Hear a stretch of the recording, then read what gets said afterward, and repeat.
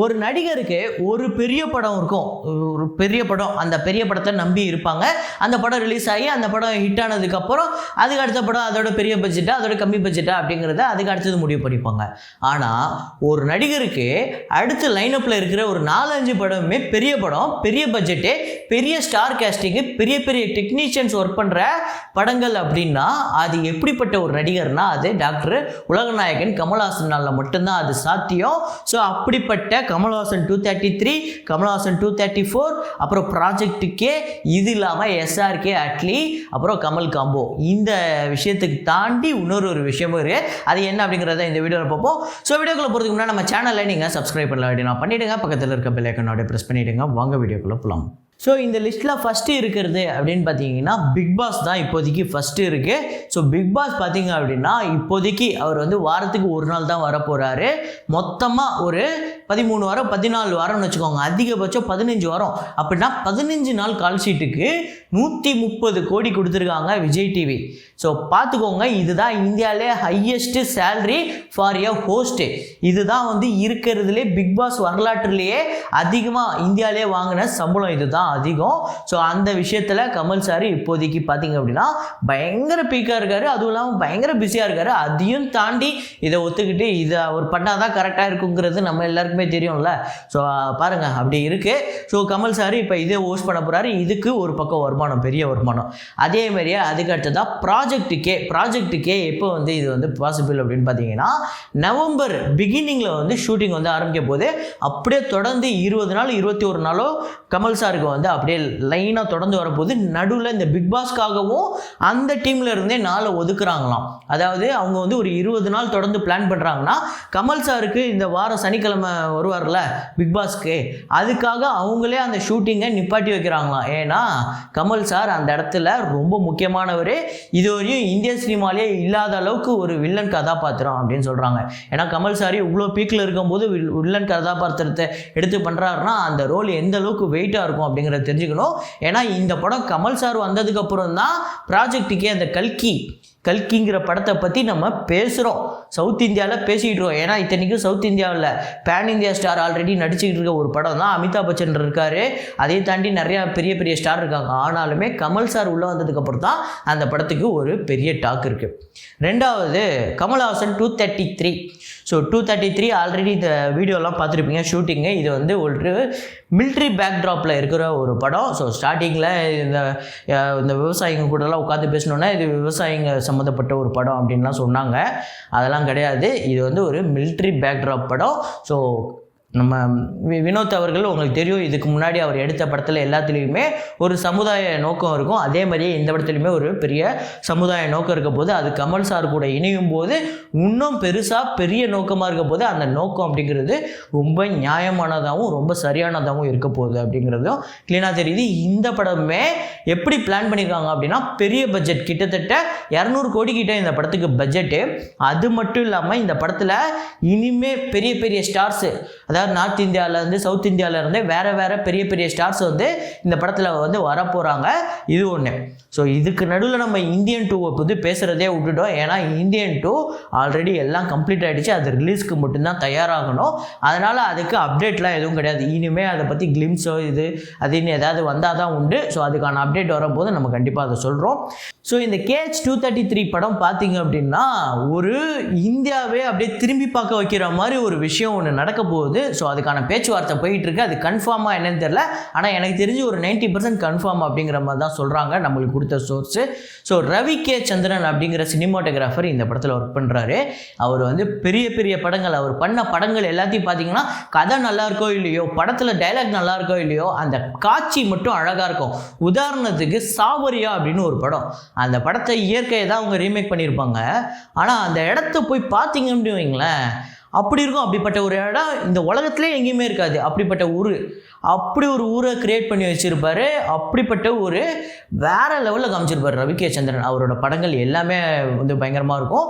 இத்தனைக்கும் இந்த படத்துக்கு முன்னாடி இன்னொரு கமல் சார் கூட ஒர்க் பண்ணியிருக்காரு. என்ன அப்படின்னு பார்த்தீங்கன்னா 234 கமல்ஹாசன் 234ஓட கிளிம்ஸ் வந்து ரெடியாக போகுது. அது வந்து கூடிய சீக்கிரத்தில் வரப்போகுது. அதை அவர் தான் ஷூட் பண்ணி கொடுத்துருக்காரு. அதை அவர் தான் வந்து ரெடி பண்ணி அதுக்கு வந்து ஒர்க் பண்ணியிருக்காரு கூட இருந்து. ஸோ அப்படின்னா அந்த 234ஓட கிளிம்ஸு எந்த அளவுக்கு இருக்க போகுது அப்படிங்கிறத பார்த்துக்கோங்க. ஸோ நான் சொல்கிறது ரவி கே சந்திரன் அப்படிங்கிறவர் சாதாரண ஒரு சின்ன நட்டு போல்ட்டே பயங்கர அழகாக காட்டக்கூடிய ஒருத்தர்.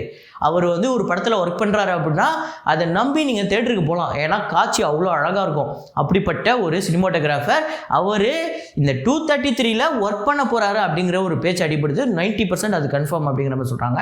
234 அந்த கிளிம்ஸ் வந்து கூடிய விரைவில் வரப்போகுது. அதுக்கு வந்து இவர் வந்து ஒர்க் பண்ணியிருக்காரு அப்படின்னா அந்த கிளிம்ஸ் வந்து பயங்கரமாக இருக்க போகுது. அதையும் வந்து ஒரு அப்டேட்டு அதையும் சொல்லிக்கிறேன். அதுக்கு அடுத்ததான் அட்லி, எஸ்ஆர்கே, அப்புறம் நம்ம கமல் சார். ஸோ இப்போ தான் ரெட் சில்லிஸில் வந்து ஒரு பெரிய ஹிட்டு, அதாவது ஹிட்டுனா ஹிட்டு, தாறுமாறு ஹிட்டு. ஒரு 10 நாளில் 800 கோடி கிட்ட இந்த படம் வந்து வசூலுங்க.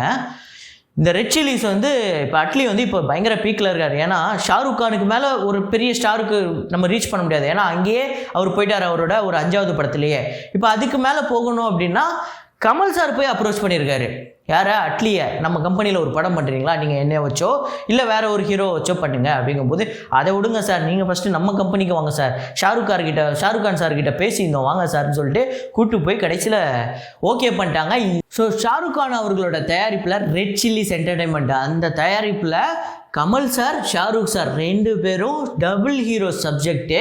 இதில் வந்து இன்னும் நிறையா சவுத் இந்தியன் ஸ்டார்ஸு, பெரிய பெரிய ஸ்டார்ஸ் வந்து இன்க்ளூட் ஆக போகிறாங்க. ஆனால் 2 பிக்கஸ்ட் ஸ்டாரு, ஒன்று வந்து ஷாருக், ஒன்று வந்து கமல். இவங்க 2 பேர் தான் வந்து ஹீரோ, டபுள் ஹீரோ சப்ஜெக்டு.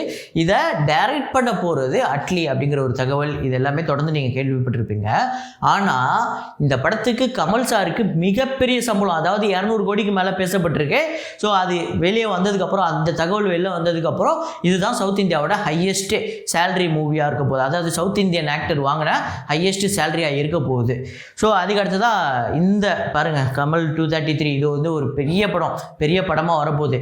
இன்னொரு பக்கம் கமல்ஹாசன் 234, அது பார்த்திங்க அப்படின்னா கமல் சார் இல்லாமல் இன்னொரு பக்கம் துல்கர் சல்மான், இன்னொரு பக்கம் ஜெயம் ரவி, த்ரிஷா அப்படின்னு சொல்லிட்டு இன்னும் நிறைய பேர் வந்து ஜாயின் பண்ண போகிறாங்க. இன்னும் பெரிய ஸ்டார் காஸ்டிங் மூவியாக கமல்ஹாசன் 234 அமைய போகுது. அப்புறம் ப்ராஜெக்ட் கே, அதுவுமே இந்தியாவோட இப்போதைக்கு பிக்கெஸ்ட் ப்ராஜெக்ட் அப்படின்னு சொல்லலாம் இந்த கல்கி படம்.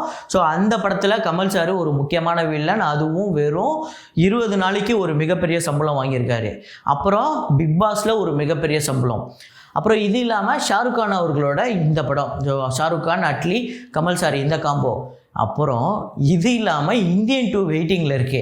அது எல்லாமே வந்தது அப்படின்னா அப்போ இங்கே நம்பர் 1 ஸ்டார் அப்படிலாம் பேச்செலாம் கிடையாது. நம்பர் 1 ஸ்டார் அவர் தான் இருக்கும், இப்போவே அவர் தான். ஆனால் இதெல்லாம் வந்தோடனே மீதி பேர்லாம் ஒத்துப்பாங்க, அந்த நிலமையில் இருக்க போது. இது இல்லாமல் இன்னொரு விஷயம் இருக்குது. ஸோ ஆல்ரெடி நீங்கள் அனௌன்ஸ்மெண்ட் பார்த்துருப்பீங்க, பேசும் படம் அப்படிங்கிறது ரீரிலீஸ் ஆக போகுது. இந்த படம் எப்படிப்பட்ட ஒரு படம் அப்படின்னா, கண்டிப்பாக தேட்டரில் வந்ததுன்னா மிஸ் பண்ணாமல் பாருங்கள். ஏன்னா ஒரு படம் டைலாகு பக்கமாக டைலாகை வச்சு, பக்கமாக வந்து காமெடிக்கு டைலாகை வச்சு, பக்கமாக வந்து வில்லனுக்கு டைலாகை வச்சு, ஏய் பூயின்னு கத்தி நம்மளை வந்து பயங்கரமாக என்டர்டெயின் பண்ணுறது ஒரு பக்கம் இருந்தாலுமே அந்த படங்கள் கூட பெருசாக நம்ம பேசப்படுறதில்ல. ஆனால் இந்த பேசும் படம் அதில் பேசவே மாட்டாங்க. அதில் ஒரு டைலாக் கூட கிடையாது. பின்னாடி பேக்ரவுண்ட் ஸ்கோர் மட்டும்தான் போய்கிட்டே இருக்கும். அந்த பிஜிஎம் மட்டும்தான், பேக்ரவுண்ட் மியூசிக் மட்டும்தான் போய்கிட்டே இருக்கும். நீங்கள் ஆனால் படத்தை பார்க்கும்போது உங்களுக்கு என்னடா இந்த படத்தில் யாருமே பேசவே இல்லையே அப்படிங்கிற ஒரு சின்ன தாட்டு கூட வராது. ஏன்னா இந்த படம் அவ்வளோ சூப்பரான ஒரு ஸ்க்ரீன் ப்ளே பண்ணியிருப்பாங்க. ரொம்பவே ரொம்ப ஹார்டான ஒரு ஸ்க்ரீன் ப்ளே. சும்மா சாதாரணமாக ஏதோ ஒரு கதையை எடுத்து பண்ணல. இந்த கதையே பயங்கர சிக்கலான ஒரு கதை தான். இதை டைலாக் வச்சாலே புரிய வைக்கிறது கஷ்டம். ஆனால் டைலாகே இல்லாமல் பேசாமல் ஒரு படத்தை இத்தனை வருஷம் கழிச்சு நம்மளை பேச வைக்க போகிற படம், இப்போ ரீரிலீஸில் பேச வைக்க போகிற படம். இத்தனை காலமாக நம்ம பேசிகிட்டு இருக்கோம். இந்த படம் வசூல் ரீதியாகவுமே பெரிய விஷயம் பண்ணிச்சு.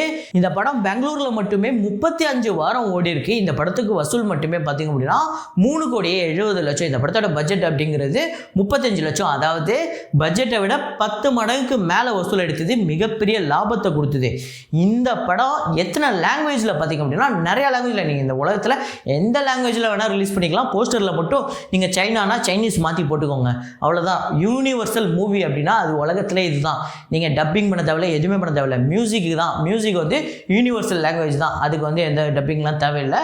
ஸோ இந்த பேசும் படம் ரீரிலீஸ் ஆகுது, அதுவும் 4K ரீமாஸ்டரில் ரிலீஸ் ஆகுது. இந்த படத்தை தேட்டரில் பார்க்குற ஒரு வாய்ப்பு கிடைச்சிதுன்னா கண்டிப்பாக மிஸ் பண்ணாதீங்க. ஏன்னா அது சொல்லுவாங்கள்ல, ரோலர் கோஸ்டரில் போகிற மாதிரின்னு கண்டிப்பாக இந்த படம் பார்க்கும்போது உங்களுக்கு அப்படி தான் தோணும்.